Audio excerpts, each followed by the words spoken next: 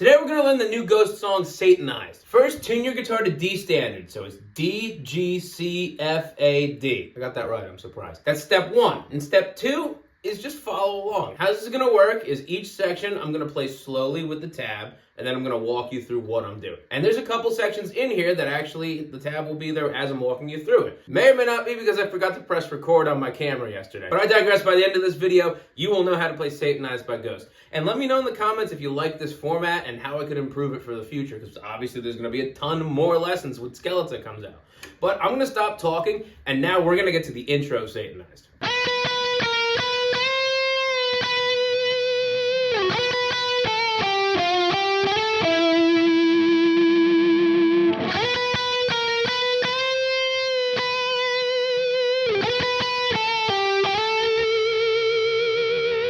So let's dive into that first opening solo, shall we? F sharp minor.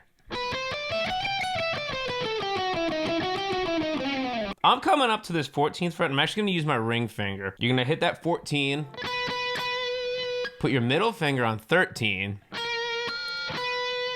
Don't accidentally harmonic it like I did. Then after that, you're gonna bend that 14 up. If you notice, I'm gonna use my other fingers to help me bend that string up. So it's not like just all this pressure just on my ring finger. That's tough to do. And then we're gonna bend and release it. We're gonna do the same thing on 14, but now we're going to 12 on the D string. I'm sorry, the B string. Down to 14 on the G string. And then we have 12, 14, slide up to 16. 16 on D. Second half, we're gonna do the same thing that we did in the first half. And then we're gonna go 14, 12 again. 14 on G, slide up to 16. And I believe there's an octave layered in that too, so let's learn that.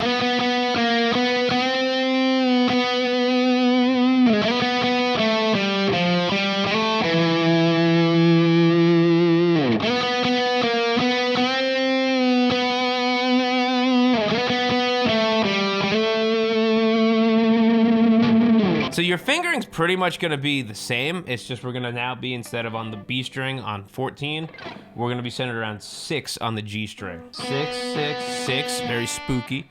5, 6, bend 6, release. 6, 6, 6, 4. Now, this is kind of weird because we got to stretch out to 7. Because remember, the B string and G string are tuned differently. They're different interval. They're a third, where these are a fourth, so we got to move one fret over. Going out to 7 on D. And you have 5, 7, 9, 9 on A. Then just like in the other part, we do part 1 again. And then we're going to go 6, 6, 6, 4, 7 on D, and slide up to 9. So your verse, based off this F sharp power chord. That was wildly out of tune.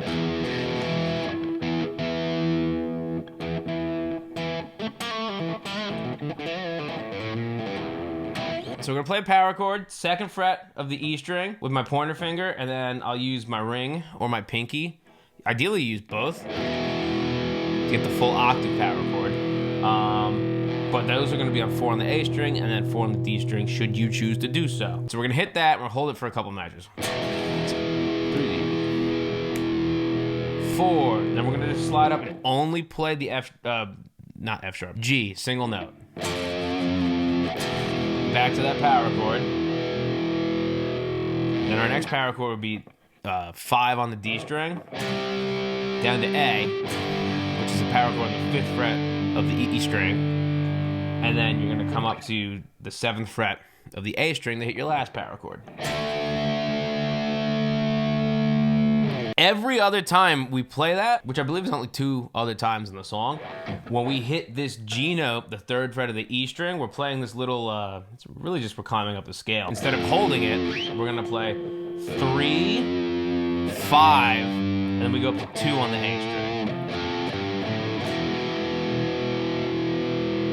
that's basically it for your verse. In the second verse, we do this power chord rhythm, which we'll get into in a second. It's the same rhythm as the pre-chorus. But on this E chord, it's gonna be 1, 2, 3, 4, 5, 6. 1, 2, 3, 4, 5, 6. 1, 2, 3, 4, 5, 6. And that little arpeggio is gonna lead us into the pre-chorus. So let's do the pre-chorus.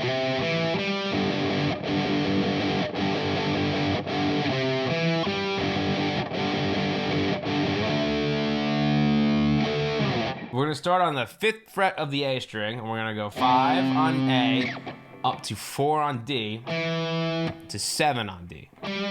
I like using my middle finger to play 5, so my pointer finger is easily on 4, and I can stretch my pinky out to 7. We're in this little box shape.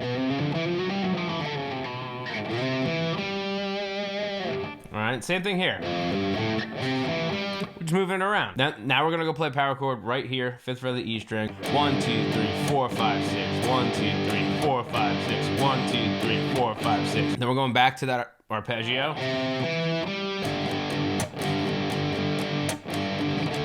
And we're holding that chord out. Second time we hold it out. Then we hit it again and slide it off. Now there's another guitar doubling those power chords an octave up, so let me show you those shapes. When you play this A power chord, you play in a shape up here, which is it's like your D shape. So if you know how to play a D chord, you would move that up to the 9th and 10th fret, and then you would drop the E string. So that's an A chord.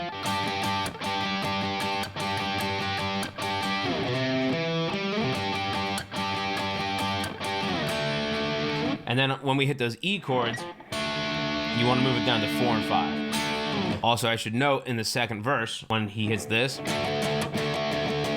before we go to the pre-chorus, they're playing it down here too. So now we only have a couple more parts left. We got the chorus. Oh, we got the evil Opus riff. That's going to be fun. And then we have the solo. When he goes blasphemy, heresy, you're not playing when he sings.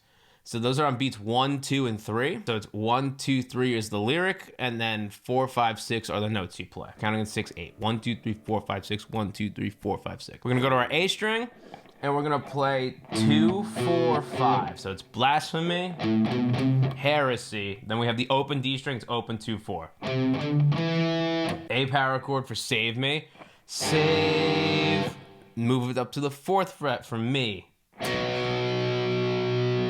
And now we're just basically playing, it's a very Iron Maiden kind of thing. Instead of playing power chords here, you're gonna do something cooler. You're kind of walking around all the chords. So you're gonna play just the 2nd fret of the E string, 2, 2, 2, 4, 5. Then we're gonna move up to the 5th fret of the A string, 5, 5, 5, 7, 8. On the 5th fret of the E string, we're gonna go 5, 5, 5, 7, 8. You're not gonna play on beat 1. 1, 2, 3, 4, 5, 6. So you're skipping that first downbeat, and then you're playing an E power chord twice. Full speed, it's...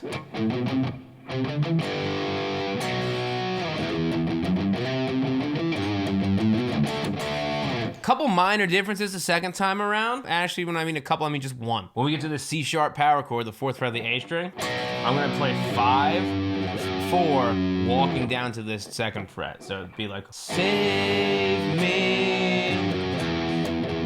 And that section's gonna end with this F sharp, with this 2nd fret power chord, and that gets us into the heavy Opus riff.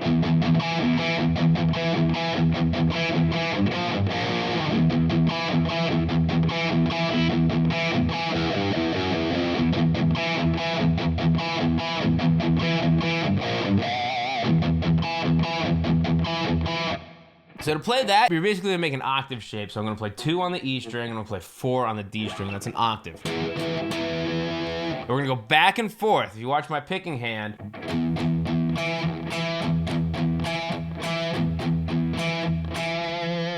1, 2, 3, 4, 5, 6. 1, 2, 3, 4, 5, 6. 1, 2, 3, 4, 6. You can hit that on beat 5. It doesn't really matter. I don't think it's in the song.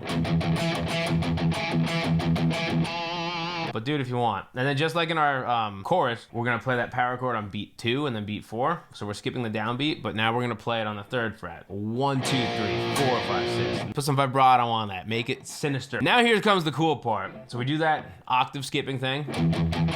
2, 3.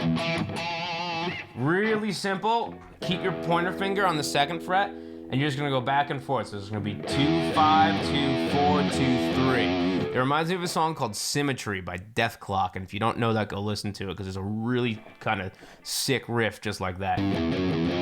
We do our octave thing again. You play the power chord the first time, and then you're just gonna play a pinch harmonic on that 3rd fret of the A string. I got a really bad one there. That's it.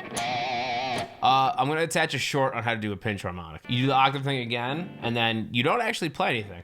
1, 2, 3, 4, 5, 6. 1, 2, 3, 4, 5, 6. And then it's just a cut, and then you're back to your next verse. One thing I want to talk about real quick before we get to the solo, because there's one last part of the song other than the solo. That last chorus, he goes up to the 7th fret of the E string. He does like it's a 9th chord.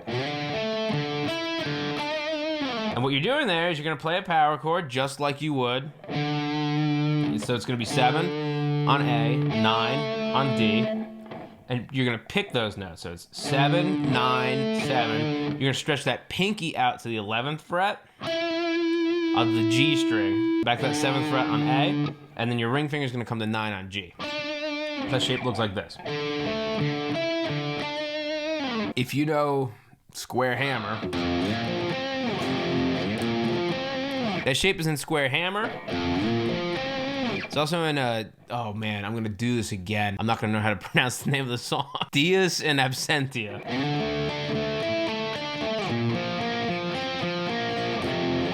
9th chords are the best chords. Now all we have left is this scorcher of a solo.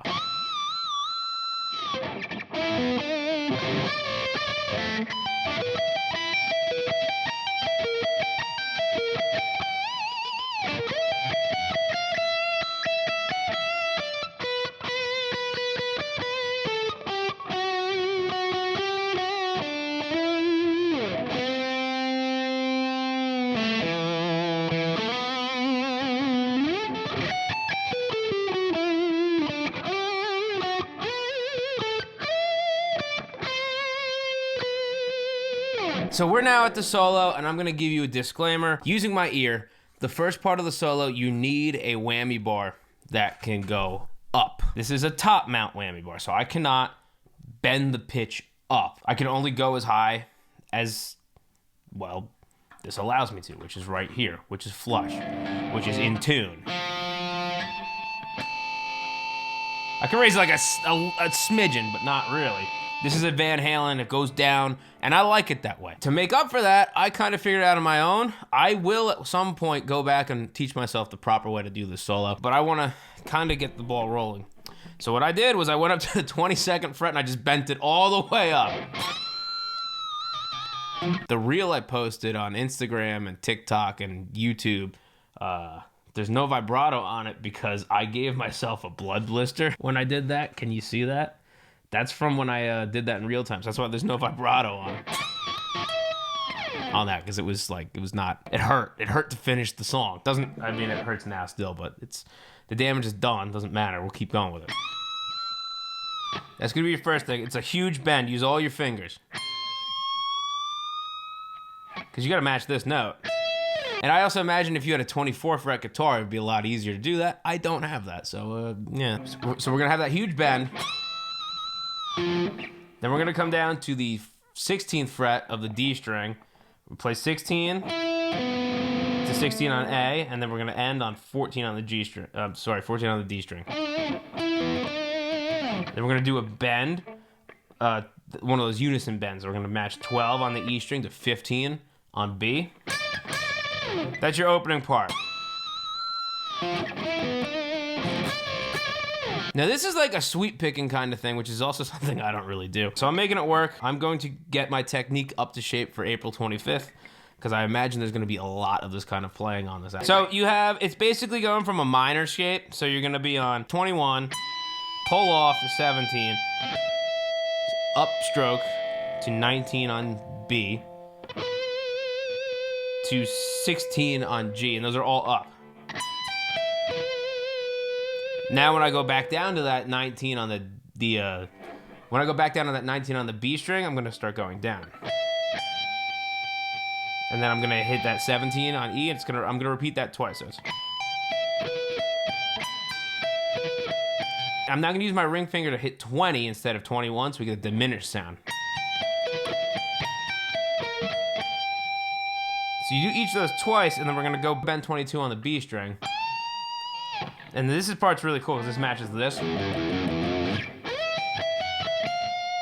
So I'm gonna plant my ring finger on 19 on the B string, and I'm just hitting each one of these notes just up 2 octaves. So it's gonna be 19, 17 on E, back to 19, 16, back to 19, 15.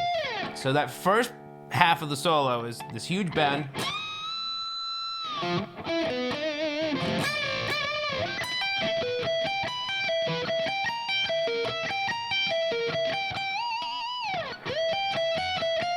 And this is like the more melodic part that we're getting into. We're gonna start that on 14 on the E string. We're gonna hit that a couple times. And we're gonna hit 16, back to 14, down to 17 on B, 14 on B, 17, 14, G string, 16, 14, 13, 14, 13, 14 on D, slide to 16.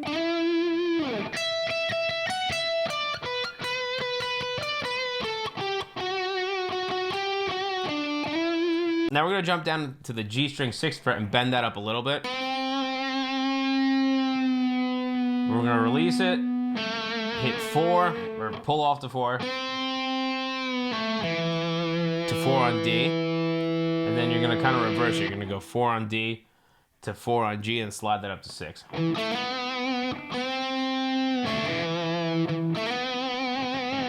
Then we have another quick little sweep thing. You call it a rake, I don't know what the proper terminology is. But I'm gonna do it on 16 on G, 17 on B, and 16 on E. And again, the pick's just going down. And one thing that can help you with that is if you take your pick and you hold it on the side, it'll glide through the strings a lot easier. So we're coming off of that, use your pinky to hit 19 on E, to 17. Then we're gonna hit that an octave down on the G string, so you gotta skip over the B. 18, 16. Then on the D string, you got 19, 18.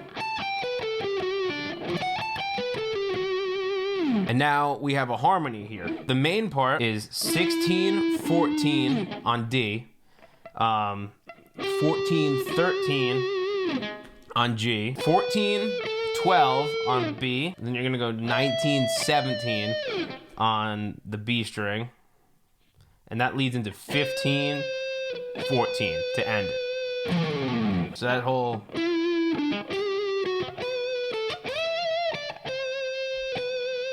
The other guitar is harmonizing that in third. That would be 14, 13 on G, to that 14, 12 on B, and then we're gonna do 19, 17 on B.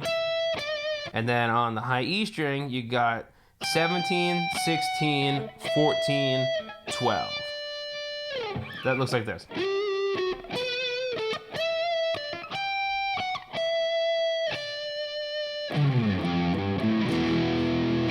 The last thing I want to touch on, this last little verse thing, whatever you want to call it. After the snare drum hit on that D chord, you hit that D chord twice. Sorry, it's 3 times.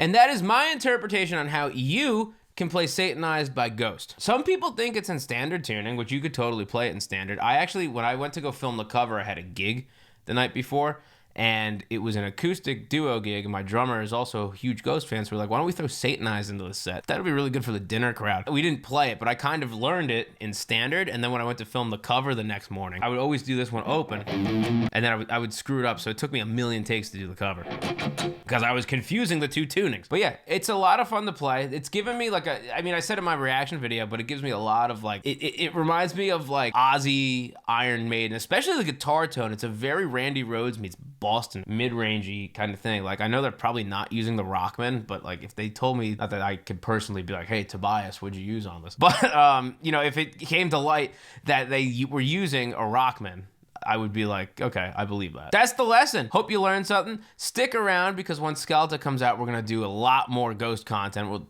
got some more lessons, some more covers, maybe another what songs probably sound like. Be sure to subscribe so you don't miss any of that. Give the video a big old thumbs up. It'll help the channel out a lot, and it would really mean a lot to me. I'm trying to get to 10,000 subscribers by the end of the year. Let's see if we can make that happen. That would be cool, but baby steps. But more importantly than that, we have new Ghost on the way, and that's what we're all looking forward to. Enjoy playing Satanized, and I'll see you in the next video. Peace out.